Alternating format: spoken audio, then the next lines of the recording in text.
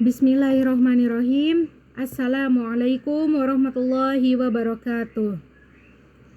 Nama saya Lucy Sulastri dengan nomor induk mahasiswa 23810701113 dari Prodi PGMI, Pendidikan Guru Madrasah Ibtidaiyah semester 2, kelas 2D. Di sini saya akan menjawab soal UAS kajian IPA, MI atau SD dengan dosen pengampu Ibu Nur Atikoh.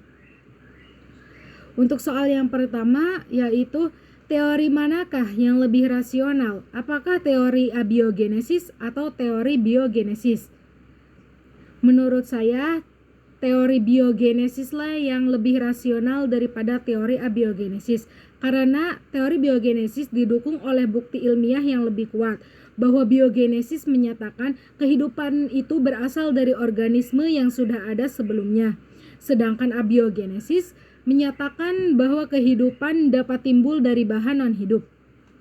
Meskipun beberapa percobaan telah menunjukkan kemungkinan abiogenesis dalam kondisi tertentu, bukti yang ada lebih mendukung kepada teori biogenesis. Untuk soal selanjutnya, soal yang kedua yaitu jantung merupakan salah satu organ terpenting manusia. Otot jantung bekerja dan dipengaruhi bukan oleh kehendak kita, tetapi dipengaruhi oleh saraf otonom. Jadi apakah maksud dari pernyataan tersebut dan bagaimana apabila otot jantung dipengaruhi oleh kehendak kita, apa yang akan terjadi? Pernyataan tersebut mengindikasikan bahwa otot jantung dikendalikan oleh sistem saraf otonom yang bekerja secara otomatis tanpa pengaruh langsung dari kehendak sadar kita.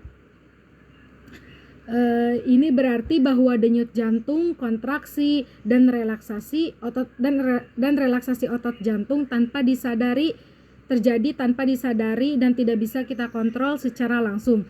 Apabila otot jantung dipengaruhi oleh kehendak kita, ini bisa mengganggu fungsi normal jantung, seperti ketika seseorang mengalami gangguan irama jantung akibat stres atau kecemasan. Untuk soal yang ketiga yaitu apa fungsi dari usus buntu? Apa fungsi dari usus buntu? Di sini usus buntu itu yaitu bagian kecil dari sistem pencernaan yang terletak di ujung usus besar. Meskipun usus buntu kecil, itu memiliki beberapa fungsi penting, termasuk untuk penyerapan air dan garam dan sebagai interaksi dengan bakteri usus, dengan bakteri baik. Yang pertama sebagai penyerapan air dan garam.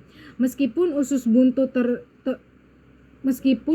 terutama kosong, ia masih bisa menyerap air dan garam dari zat-zat yang melintasinya dan bisa membantu untuk menyeimbangkan cairan di dalam tubuh. Manfaat usus buntu juga untuk interaksi dengan bakteri usus. Usus buntu juga dapat berinteraksi dengan bakteri baik dalam usus besar dan berkontribusi pada keseimbangan mikrobiota dan usus yang sehat. Untuk pertanyaan selanjutnya, pertanyaan yang keempat yaitu bagaimana proses fotosintesis pada kaktus, karena kaktus tidak memiliki daun seperti tumbuhan pada umumnya. Meskipun kaktus tidak memiliki daun seperti tumbuhan pada umumnya, mereka tetap melakukan fotosintesis melalui struktur khusus yang disebut stomata. Stomata pada kaktus terletak di batang atau batang daun yang disebut sebagai areola. Areola ini memiliki sel-sel yang dapat membuka dan menutup untuk mengatur pemasukan karbon dioksida pada kaktus dan pengeluaran uap air. Proses fotosintesis pada kaktus masih melibatkan penangkapan energi matahari dan penggunaan karbon dioksida dan air untuk membuat glukosa dan oksigen. Kaktus juga memiliki jaringan yang disebut kloroplas yang mengandung pigmen hijau klorofil untuk diperlukan menangkap sinar matahari. Meskipun struktur kaktus berbeda dari tumbuhan lainnya, prinsip dasar fotosintesis tetap sama, yaitu mengubah energi matahari menjadi energi kimia yang digunakan untuk pertumbuhan dan perkembangan pada tumbuhan. Lalu soal selanjutnya yaitu soal yang kelima, yaitu menjelaskan pendapat cloning dan etika dari artikel yang sudah di-share linknya. Menurut saya mengenai cloning dan etika dari artikel yang telah saya baca, cloning adalah proses pembuatan saluran identik dari organisme atau bagian tubuhnya. Dilakukan dengan memperbanyak materi genetik organisme induk yang kemudian ditanamkan ke dalam sel telur kosong atau embrio yang kemudian berkembang menjadi organisme baru. Proses ini menghasilkan organisme yang memiliki materi genetik yang identik dengan organisme induknya. Cloning telah menjadi topik kontroversial karena implikasinya dalam etika dan moral serta berbagai isu ilmiah dan sosial yang terkait dengan tumbuhannya.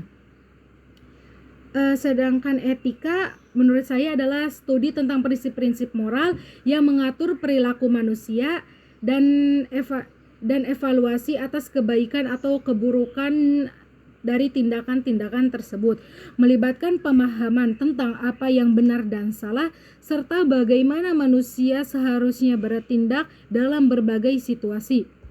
Etika mencakup pertimbangan terhadap nilai-nilai, norma-norma, dan prinsip-prinsip yang mengandung perilaku manusia dalam kehidupan sehari-hari, dalam hubungan dengan orang lain, dan dalam konteks masyarakat dan lingkungannya.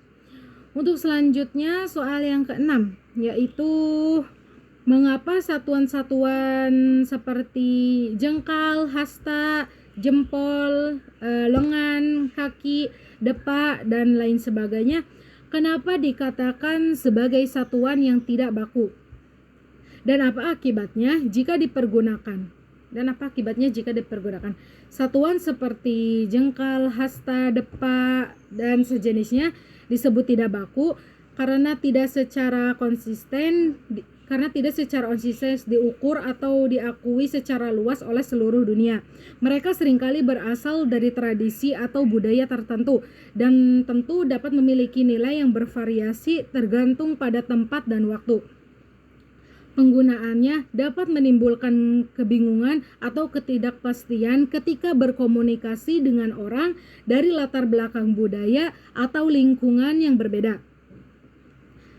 Akibat dari penggunaan satuan tidak baku ini dapat menyebabkan kesalahpahaman atau ketidakakuratan dalam pengukuran, terutama dalam konteks yang memerlukan standar internasional yang konsisten, seperti dalam bidang ilmiah, teknologi, atau perdagangan internasional.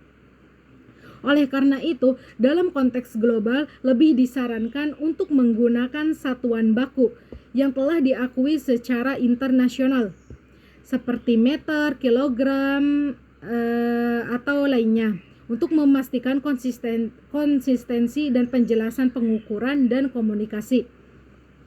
Untuk soal yang ketujuh, yaitu air merupakan sumber daya alam sebagai kebutuhan pokok manusia. Air digunakan untuk berbagai keperluan, diantaranya untuk pengairan, untuk dikonsumsi, untuk membersihkan, dan lain-lain. Lalu pertanyaannya, apakah air tersebut lama-kelamaan akan habis? Air tidak akan habis dalam arti sebenarnya karena siklus air di bumi. Meskipun air bisa berubah bentuk dari cair menjadi uap atau es, jumlah total air di bumi tetap relatif konstan karena siklusnya melalui proses evapotranspirasi. Air menguap dari permukaan tanah untuk tumbuhan, lalu kemudian membentuk awan dan turun kembali sebagai hujan atau salju. Itu menjaga ketersediaan air di planet ini. Perlu diperhatikan meskipun air dalam siklusnya tidak akan habis, tapi ketersediaan air yang selalu digunakan untuk kebutuhan manusia dapat berkurang karena faktor-faktor seperti polusi, degradasi lingkungan, overeksploitasi sumber daya air, dan perubahan iklim. Oleh karena itu, penting untuk menjaga kualitas dan ketersediaan air yang layak untuk digunakan dengan bijaksana dan berkelanjutan untuk di masa yang akan datang. Untuk soal yang terakhir yaitu soal yang ke-8, yaitu bagaimana proses penularan penyakit malaria dan bagaimana cara pencegahan yang dapat dilakukan untuk menghindari penyakit menular penyakit malaria. Penyakit malaria ditularkan melalui gigitan nyamuk yang terinfeksi oleh parasit Plasmodium. Proses penularan dimulai ketika nyamuk Anopheles yang terinfeksi menggigit manusia untuk mencari darah sebagai sumber makanannya. Selama menggigit, parasit Plasmodium masuk ke dalam aliran darah manusia dan menyebar ke seluruh tubuh. Mulai berkembang biak di hati dan kemudian masuk ke dalam sel darah merah untuk terus berkembang biak. Gejala malaria biasanya muncul beberapa minggu setelah gigitan nyamuk yang terinfeksi. Lalu untuk pencegahan malaria ini ada beberapa langkah yang dapat kita lakukan untuk menghindari penularan malaria ini. Yaitu yang pertama, penggunaan kelambu dan pengusir nyamuk. Menggunakan kelambu yang telah diperlakukan oleh insektisida atau pengusiran nyamuk saat tidur, itu untuk melindungi diri dari gigitan nyamuk yang terinfeksi. Yang kedua yaitu penggunaan obat anti malaria. Orang-orang yang tinggal atau bepergian ke daerah endemis malaria dapat mengkonsumsi obat anti malaria sesuai dengan petunjuk dokter. Itu untuk mencegah infeksi malaria tersebut. Yang ketiga, pengendalian populasi nyamuk. Upaya-upaya pengendalian populasi nyamuk seperti pemusnahan tempat perkembangbiakan nyamuk dan penggunaan insektisida dapat membantu mengurangi jumlah nyamuk yang membawa penyakit. Lalu yang keempat yaitu penggunaan pakaian yang melindungi. Menggunakan pakaian yang menutupi sebagian besar tubuh, terutama saat berada di luar ruangan pada waktu yang tentram, pada saat waktu yang rentang terhadap gigitan nyamuk. Pencegahan penularan malaria ini merupakan upaya bersama antara individu, masyarakat, bahkan pemerintah untuk mengurangi penyebaran penyakit malaria ini dan untuk mengurangi beban kesehatan masyarakat. Mungkin cukup sekian jawaban UAS kajian IPA MI atau SD yang dapat saya sampaikan. Kurang dan kurangnya mohon maaf. Wallahu muwaffiq ila aqwamit thoriq. Billahi taufiq wal hidayah. Wassalamualaikum warahmatullahi wabarakatuh.